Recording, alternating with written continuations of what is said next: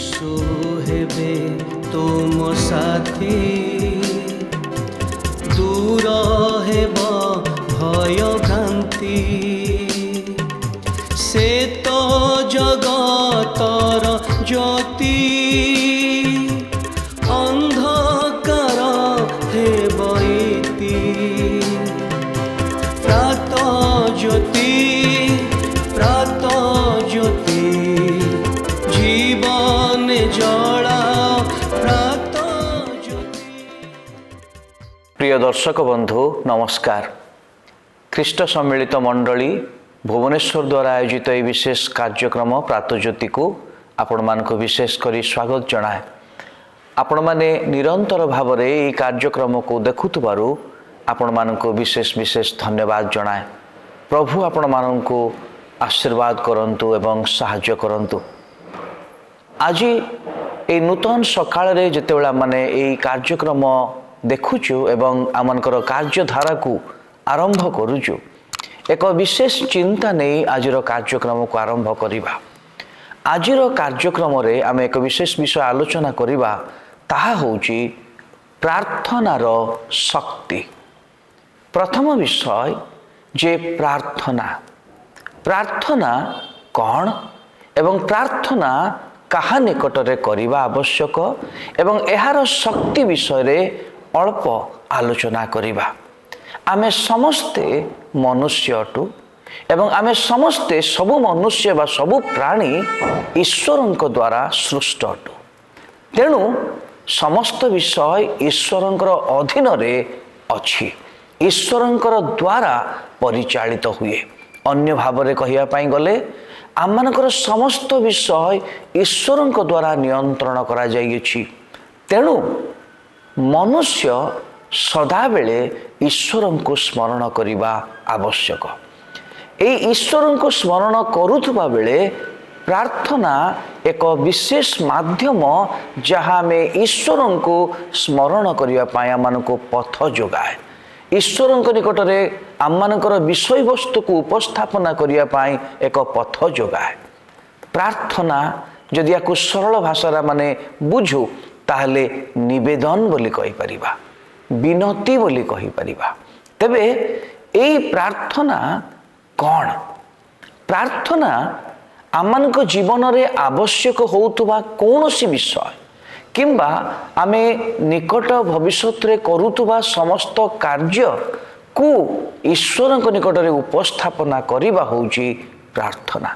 विशेष करी प्रत्येक विश्वासी माने बा प्रत्येक धर्मर विश्वासी विश्वासिनी माने से माने प्रार्थना करिबा पाई जानते।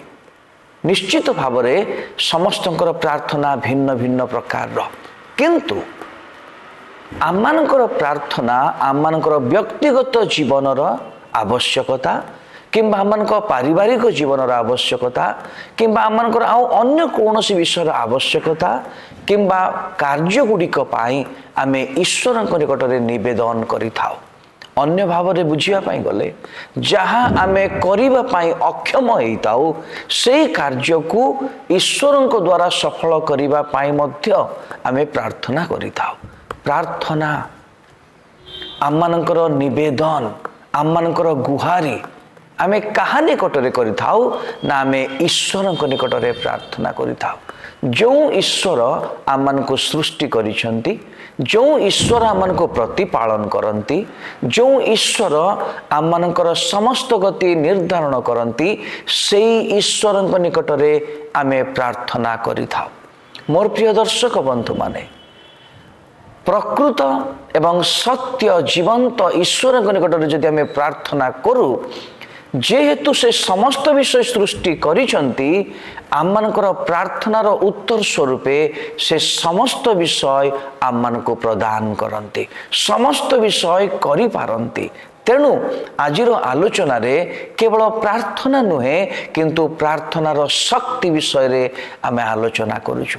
मोर प्रिय दर्शक बंधु आपण ईश्वर को जानिबा दरकार। प्रथमे प्रार्थना करने पूर्वर जितेबाला ईश्वर शक्ति को जानवे से बेले आपण तांको निकट में प्रार्थना करें एवं से प्रार्थनार उत्तर से देवाई सक्षम अच्छा मोर प्रिय दर्शक बंधु जदि आपण जीवन में प्रार्थनार अभाव अच्छी आपण ईश्वर को प्रार्थना करि पारु नांती ताले आज निष्पत्ति नियंतु आपण जीवन में आपण प्रार्थना करंतु प्रार्थना रे शक्ति अच्छी उदाहरण स्वरूप एलियो नाम रे जड़े प्रभुंकर लोक थिले एवं से जो राज्य रे थिले से समय रे से प्रार्थना करथिले एवं ए प्रकार एक प्रार्थना से करथिले जो प्रार्थनार उत्तर स्वरूपे 3.5 वर्ष पर्यंत से जगह वृष्टि हेई नथला।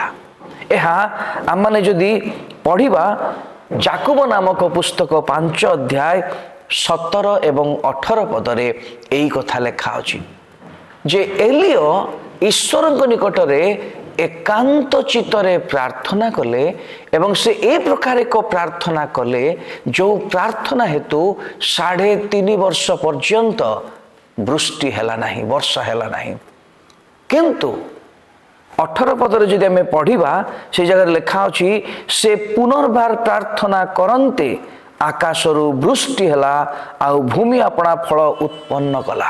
गोटे देश रे गोटे समाज रे गोटे राज्य रे वृष्टि 3.5 वर्ष पर्यंत नतला किंतु एलियो से ईश्वर निकट में आउ थे प्रार्थना कले एवं से राज्य रे वृष्टि हैला एवं भूमि अपना फल उत्पन्न कला। आपणकर प्रार्थना जदि सत्य ईश्वर निकट में पहुँचब जो सत्य ईश्वर ये समस्त विषय को नियंत्रण करती से ईश्वर आपणकर प्रार्थना अनुसार अनेक महान कार्य साधन करिवे।